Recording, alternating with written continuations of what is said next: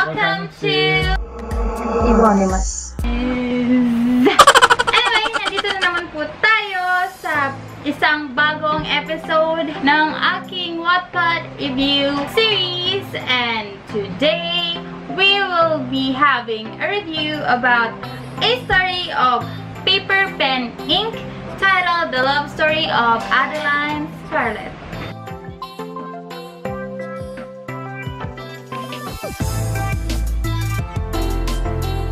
Here are some heads up on what you will probably see in the story.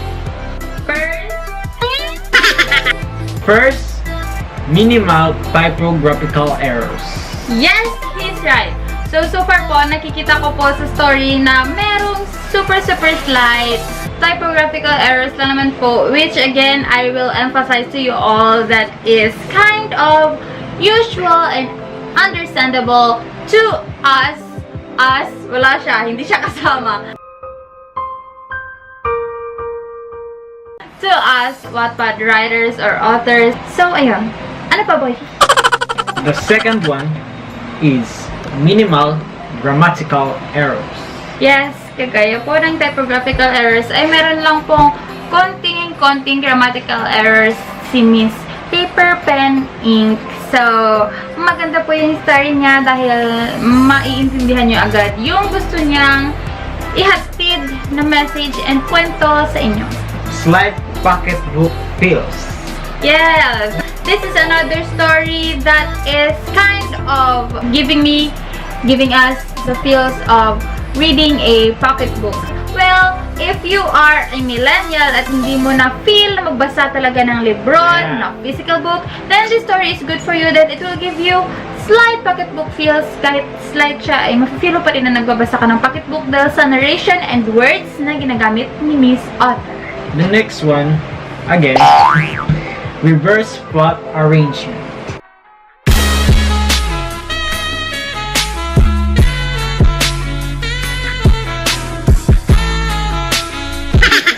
Plot arrangement po in a sense na nauunang i-reveal yung present na nangyari. Sorry sa aking hair. Yung present na nangyari, then pina-flashback po so far sa first 4 chapters na nabasa ko. Next, longer chapters than usual.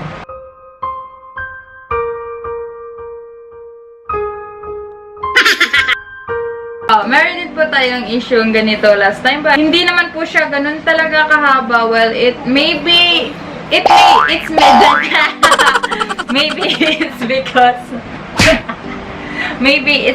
mga 5 years ago or more than that yung flashback, at siguro ay gusto ni author na matapos agad yung flashback, kaya ino-overload niya yung first 4 chapters, which is consist of the flashbacks pa lang at hindi pa tayo nababalik sa present na nangyayari. So, maybe it's because of that. Narration is detailed but kind of direct to the point.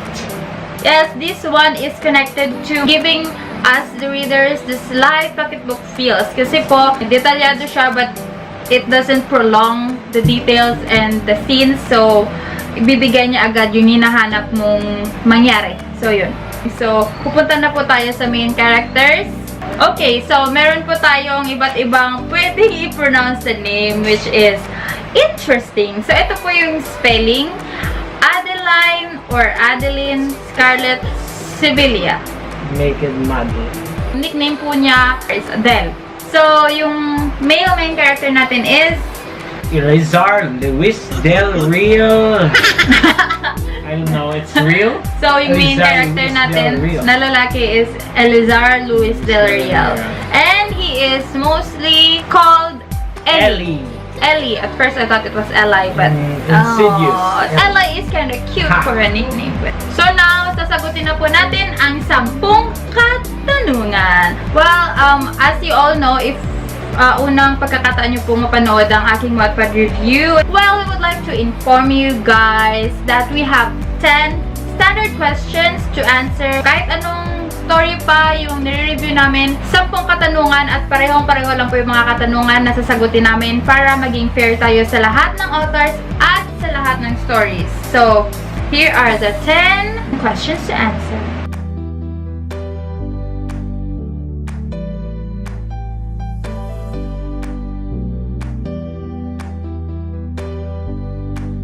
The first question is, relatable or realistic ba? I can say, meron talagang iba sa atin na makaka-relate talaga sa plot dahil huwag siyang pansin. Si ELEAZAR kasi is a lot way older than Adele. Parang more than 5 years ata kasi if I am correct, nare-remember ko parang grade 5 si Adele. Pag moving up na to senior high si Ellie.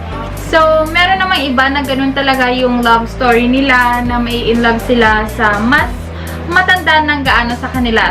O nga pala, ang realistic ba is also our second question sa mga former episodes natin, but I can say na relatable and realistic is kind of connected with each other. So, ginawa ko na lang silang number 1. So, maganda ba yung pagkaka-build up ng characters? Yes. Yung pagkakagawa kasi sa kanila is very, very emphasized. It's very clear. Merong difference sa kanila. At yung maganda is nabibigyan ni author ng justice ang difference na yon, at the same time nako-connect niya yung dalawang characters despite their differences. So, maganda yung pagkakagawa sa characters mula sa name hanggang sa pagkatao hanggang sa personality nila. Nakakakilig ba? That's question number 3. Okay, dahil nalaman nyo na rin na parang may age gap sila na malaki, masasabi nyo baka parang pedophilia yung magiging ganap dito. But guys, it's not, okay? I'm imagining Ellie to be a handsome, cool, serious type of guy which has a baby face. So, yun na pagkaka-imagine ko sa kanya. Hindi naman kasi ganun ka immature mag-act si Adele, which is good dahil sa gap nila, parang napapantayan ni Adele yung maturity ni Ellie. So, ayun. Nakakakilig pa rin sila. As in, I swear, nakakakilig sila. Hindi kailangang i-build up ni author yung kilig factor.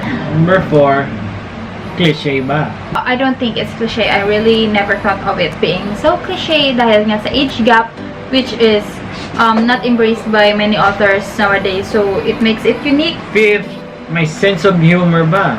As far as the 4 chapters, marami nang nagaganap at marami nang nare-reveal at na-unveil sa story. I have never seen a scene that is funny or humorous. So, it's more of a serious story.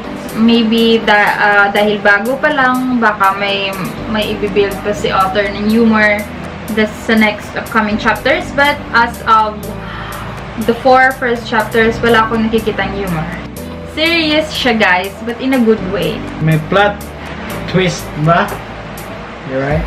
Plot twist? Plot twist. I have seen a little hint of plot twist. So, sa tingin ko, may mangyayaring twist sa story nila in the future chapters kasi 4 chapters pa lang. So, we can't really justify everything right now. May time ba naging boring siya?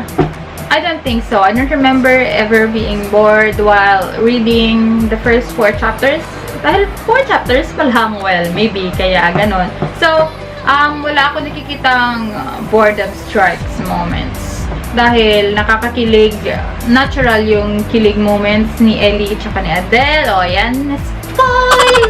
So, yun, natural kasi yung chemistry nilang dalawa is natural. Yung pag-i-imagine mo talaga is magiging wild dahil nga sa narration and slight pocketbook feels. So, hindi siya nagiging boring. Tsaka hindi na-overdo yung narration. So, ayun. I am hoping na mag-enjoy din kayo like I did. Ano yung pinagkaiba niya sa ibang stories with the same genre? Okay, this one I'll answer with my answer sa cliché ba na question. Well, marami kasi sa mga stories ngayon, romance especially, is magkakaedad lang yung mga na-fall with each other. So, this story has a twist kahit romance siya dahil sa age gap. Again, ilang ulit ng age gap. At hindi nagiging negative yung effect o yung pagtanaw ng reader sa age gap ng dalawang main characters sa first 4 chapters. I don't know if my characters pa na malilink kay Adele in the future, and I don't know about the age matters, about the personality matters. But as of the 4 first chapters, yung age gap talaga yung nagpapa-unique at saka yung pag-embrace ni author sa differences ng dalawang age range. tsaka yung pagkakabuild niya sa chemistry kahit na malaki yung gap ng mga edad nila is really unique. Parang ending ba talaga yung ending? Wala pang ending, so wala pa tayong sagot. Ano ang mga dapat abangan? Unang-una ko naalala nung sinabi niyo yung question niya to is may SPG pala to. SPG? SPG. Oh. Pero sa 4 chapters na nabasa ko, wala pa kasi it just began. It all just began. But nakita ko kasi sa tag at saka parang nilagyan kasi ni author ng warning na may mature content. So, ayun, may mga hints ng SPG but I don't think na yun ang mga dapat abangan ng mga kabataan. Okay? So, isa lang siya na pwede nyong abangan. Yung kilig na naidudulot ng dalawang main characters despite their age gap, despite also their peer differences kasi may mga kanya-kanyang peers and friends sila. And somehow they get to get along with each other pa rin. And dapat nyo abangan yung mga susunod na chapters after the 4 chapters. So yun, yung mangyayari na talaga sa present kasi nakafocus pa tayo sa past ngayon, so dapat nyo abangan yung nasa present. Well, anyway, it all ends here. So, ayun po, yun po yung mga dapat nyong abangan at malaman about the story, the love story of Adeline Scarlet by paperpenink. So, ayun po, gusto ko magpasalamat kay paperpenink for entrusting us the review of her story. Nakahabol pa talaga siya sa event namin sa Wattpad Stories Promotion. So, guys, if gusto nyo rin magpa-review, please don't be shy. Just click subscribe and then take a screenshot that you have already subscribed. Send it to this Facebook page named Wattpad Stories Promotion to give a proof that you have already subscribed, and then just give the details of your story that you want us to review, and we will read it and we will make a review for you. So, chill. Don't worry, the review is on the way. So, yun po. If you ever like this episode of my Wattpad review with my Bae, don't forget to leave a like, and thank you so much for watching. Please come back again to Bonimus. What does perfect even mean?